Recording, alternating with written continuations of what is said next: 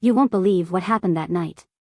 I woke up to find Oliver, my nephew, standing in the hallway, just watching me. His eyes didn't blink, his breathing was slow, controlled, like he was waiting for something. I wanted to scream, but my voice caught in my throat.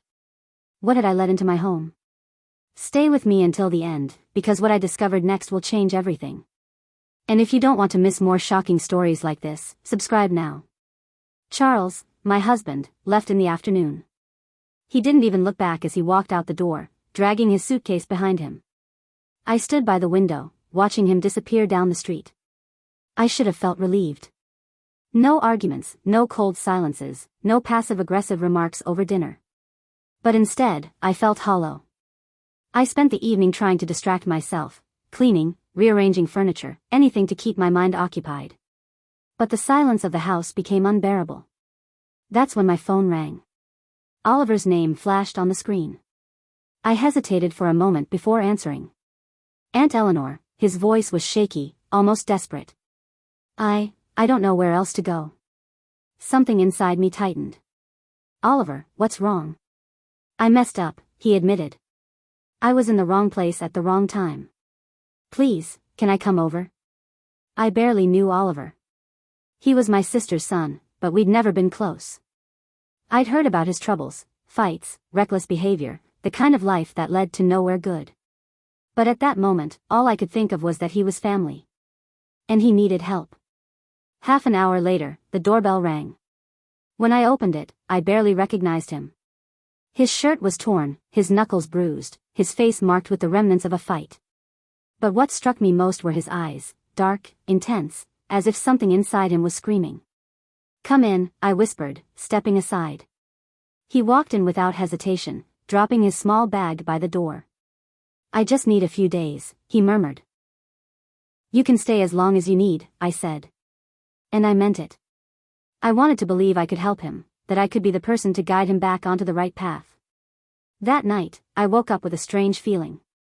The kind you can't explain, like something wasn't right. My throat felt dry, my body cold. And then I saw him. Oliver. Standing in the hallway. Just watching me. I wanted to speak, but the words wouldn't come. I couldn't sleep, he said softly. His voice was calm. Too calm. My pulse quickened. You should go back to bed. He didn't move. The silence stretched between us, thick and suffocating. Then, after what felt like an eternity, he turned and walked away. I should have locked my door. I should have told him to leave. But I didn't. And that was my first mistake. Days passed, and Oliver made no effort to change. I had set up interviews for him, given him advice, even encouraged him to consider going back to school. But every morning, he would leave the house pretending to be on his way to job hunting, only to return hours later, reeking of alcohol. One afternoon, I found him in the living room, lounging on the couch with his phone in hand, laughing softly at something on the screen. When I approached, he didn't even bother hiding it, pictures of women, flirtatious messages, shallow exchanges that meant nothing. Oliver, I sighed, trying to keep my voice steady, is this what you've been doing all day? He looked up, a lazy smirk on his lips. Relax, Aunt Eleanor. I'll get a job. Just taking a break. A break from what? You haven't even started. My frustration boiled over. You promised me, Oliver. You said you wanted to turn your life around. His smirk faded. He sighed, running a hand through his messy hair before standing up. You're right, he said, stepping closer. I'm sorry.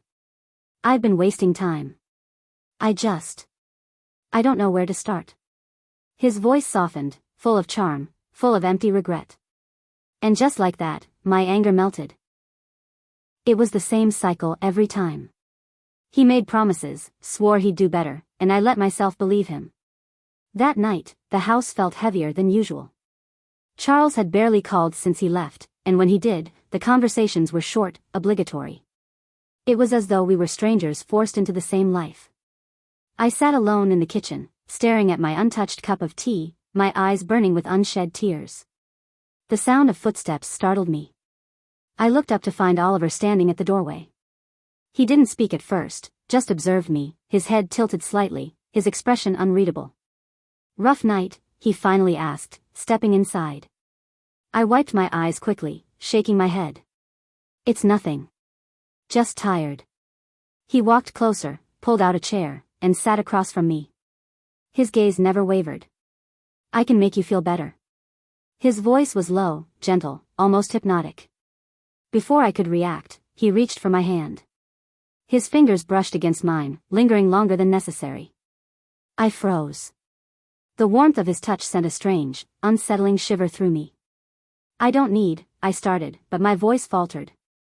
His grip was reassuring yet possessive. His thumb brushed over my skin. You do, he whispered. A sharp breath escaped me as I pulled my hand away. You should get some rest, I said quickly, standing up, needing distance. He watched me for a long moment before nodding slowly. All right, Aunt Eleanor. As soon as he left the kitchen, I locked my bedroom door for the first time since he arrived. And that was my second mistake. At first, I didn't notice the small ways Oliver was tightening his grip on my life. It started with my phone. Whenever Charles called, Oliver would conveniently be nearby, either talking over me or, accidentally, turning off the ringer. If I stepped away, I'd return to find my phone on silent or mysteriously out of battery. Why do you even bother answering? He asked one evening as I searched for my phone. He barely talks to you anyway. I didn't respond. I couldn't. Because he was right. Then, there were my friends. Lucy had come over one afternoon, her usual lively self, eager to catch up over coffee. Oliver answered the door before I could, leaning casually against the frame. She's not feeling well, he told her, his tone polite but firm. I frowned, stepping up behind him. Oliver, what are you? He turned to me with a small shake of his head. You need rest, Aunt Eleanor. No stress, remember? Lucy gave me a puzzled look, but I found myself nodding. Maybe another day, I murmured, feeling a strange guilt creep in. Oliver shut the door before she could argue. You don't need them, he said, his voice gentle. You have me. I wanted to believe he meant well, that he was just looking out for me. But something in his eyes, something dark, something possessive, made my stomach twist. Then came the note. I found it late one evening, tucked under my pillow as I turned in for the night. The words were written in deep, bold strokes, impossible to ignore. You don't need him. You need me. My hands trembled as I read it. My breath came shallow, panic clawing at my chest. Oliver. I stormed downstairs, my heart pounding in my ears. He was in the living room, sprawled lazily on the couch, one arm draped over the backrest. I threw the note onto his lap. What is this? He glanced at it, then up at me, a slow smile curling his lips. Relax, Aunt Eleanor. It's just a joke. A joke? My voice wavered. You think this is funny? He leaned forward, resting his elbows on his knees. You're overreacting. I wanted to scream, to demand an explanation, to make him understand that this wasn't normal. But his expression, calm, composed, almost amused, left me speechless. Shaking, I turned on my heels and left. That night, I double-checked my bedroom door. I locked it, twisted the knob, made sure it was secure. The note still burned in my hands. But when I woke up in the middle of the night, something felt wrong. The air was too still. My skin prickled with unease. And then I saw it, my bedroom door. Unlocked. I sat up abruptly, my heart slamming against my ribs. The lock was broken. A shadow loomed in the doorway. You forgot to lock it, Oliver whispered, his voice barely above a breath. I was just making sure you were safe.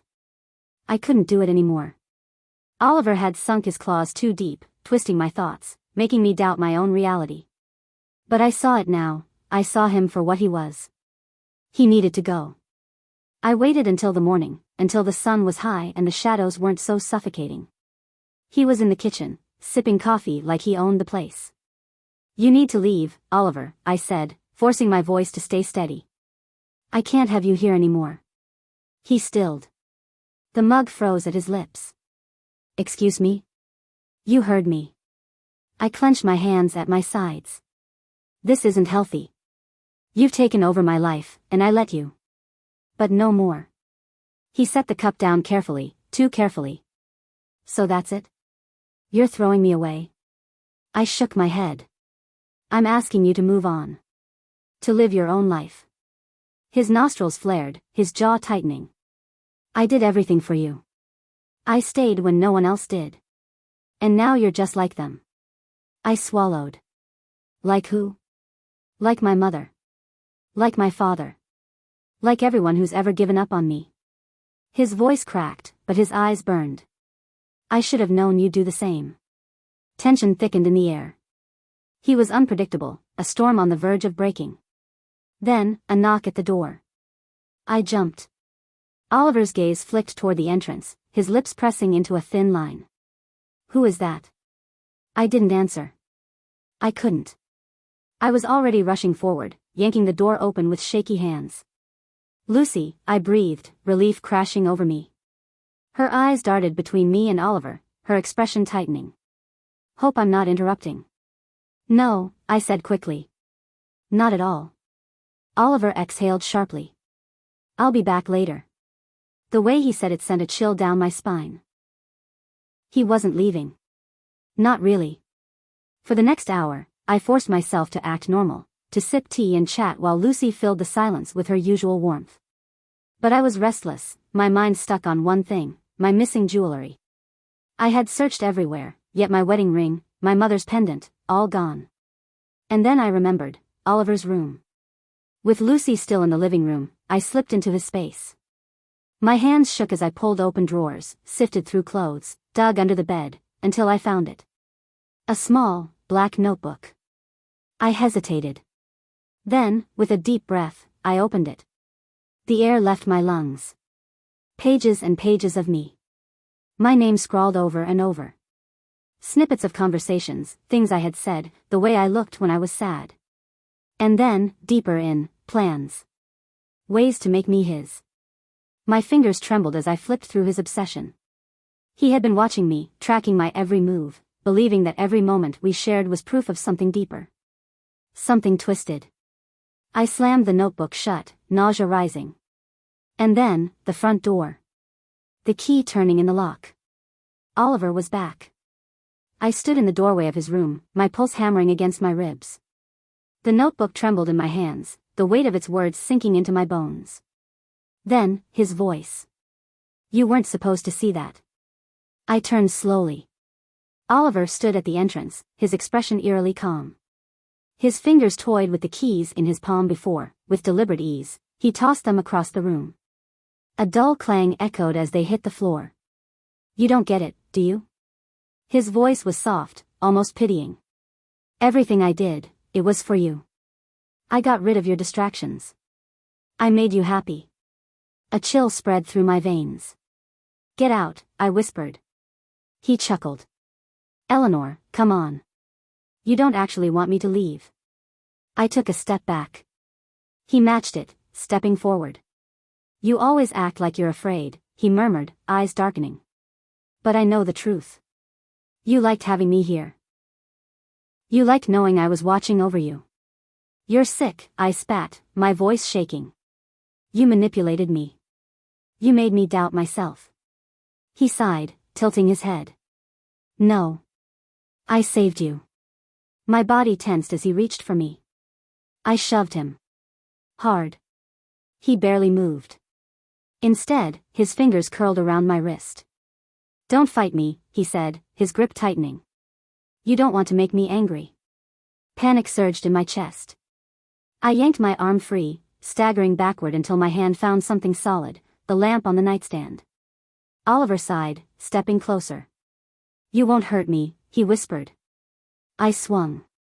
The lamp shattered against his head. His body crumpled to the floor, motionless. My breath came in ragged gasps as I dropped the broken base, hands shaking violently. Then, my eyes darted to the keys. I grabbed them and ran. The front door flew open, cool night air slapping against my skin as I stumbled onto the street. My hands fumbled for my phone, dialing with trembling fingers. 911, what's your emergency? I could barely get the words out. He wouldn't let me leave. I think he's hurt. The last thing I saw before the police arrived was the faint flicker of a porch light, Oliver's shadow still motionless behind me. Later, at the police station, I finally let the truth sink in. I had mistaken control for love. I had ignored the warning signs, convinced myself he meant well. But love doesn't cage you. It doesn't steal your choices. It doesn't demand your fear. And I had nearly lost myself before I saw the difference. When you mistake control for love, you risk losing yourself completely. If this story gripped you, subscribe for more shocking confessions.